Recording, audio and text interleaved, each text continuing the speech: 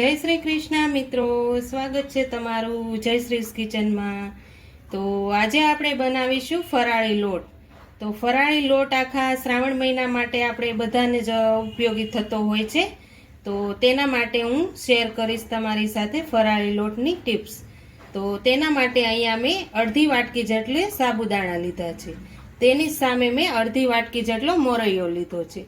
આપણે બંનેનું માપ એક જ સરખું રાખવાનું છે। તો આપણે પહેલાં તેને મિક્સરમાં ક્રશ કરી લેવાનું છે। તો ચાલો આપણે તેને ક્રશ કરી લઈએ। તો અહીંયા મેં મિક્સર જાર લઈ લીધું છે। આપણે પહેલાં મોરૈયાને પીસી લેવાનો છે। આપણે બધું જ અલગ અલગ પીસવાનું છે। તો અહીંયા હું મોરૈયાને પહેલાં પીસી લઈશ। તો અહીંયા આપણે મોરૈયાને પણ એકદમ ફાઇન પેસ્ટ જો આ રીતની આપણે લોટ બનાવી લીધો છે। હવે તે જ રીતે આપણે સાબુદાણાને આ રીતે ફાઇન લોટ બનાવી લેવાનો છે। તો હવે આપણે સાબુદાણાને પણ તે રીતે ફાઇન લોટ બનાવી લઈશું।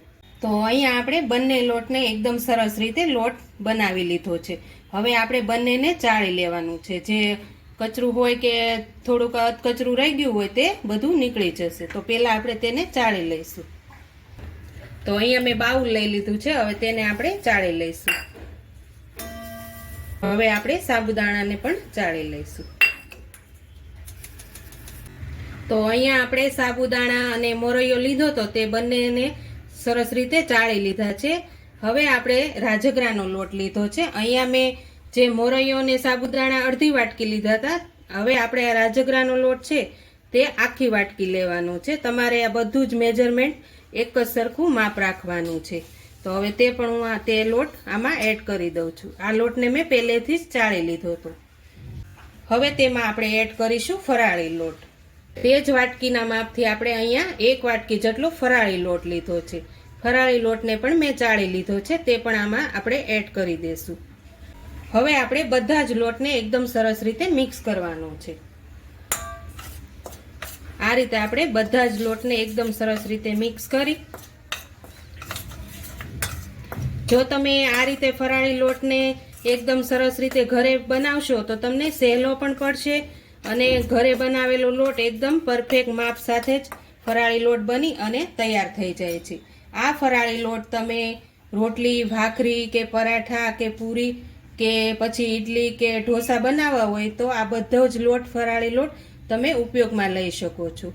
જેમ કે આપણે વ્રત રહેતા હોય કે કોઈને ઉપવાસ હોય કે શ્રાવણ મહિનામાં એકટાણા કરતા હોય તો આ લોટ ફરાળી લોટ બધામાં જ ઉપયોગી થાય છે। તો આ રીતે તમે જો બધા જ માપ એક સરખું રાખી ફરાળી લોટ બનાવશો તો આ ફરાળી લોટ ખૂબ સરસ બને છે અને બધી જ વાનગી પણ તમે બનાવી શકો છો। તો અહીંયા આપણે ફરાળી લોટને એકદમ સરસ રીતે તૈયાર કરી લીધો છે। તમે જો આ લોટને સ્ટોર કરવા માંગતા હોય તો 1 મહિના સુધી આ લોટને તમે સ્ટોર કરી શકો છો।